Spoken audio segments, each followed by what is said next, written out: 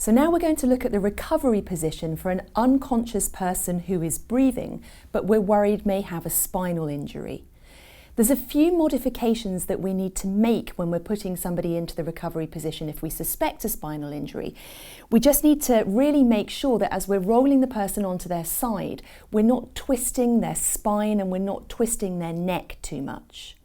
So the first thing that we need to do is cross their legs over. So the leg that's furthest away from you, you want to bring over the leg that's nearest to you.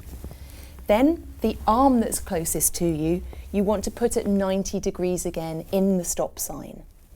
The next thing that we're going to do is very carefully take hold of the person's head and maintain their neck in a neutral position, because what we want to do is slip their hand underneath their head to support their head and their neck.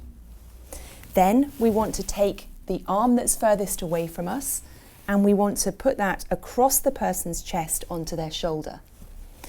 Then we can take hold of their shoulder and their hip and we're going to roll the person onto their side. But it's really important that we apply an equal amount of pressure on the hip and the shoulder so that we're not twisting the back.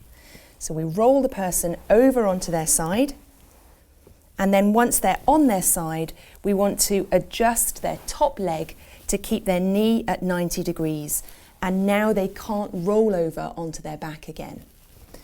We're going to make sure that we call the emergency services, and we're going to get a blanket or a jacket or some other covering to put over the person to keep them warm.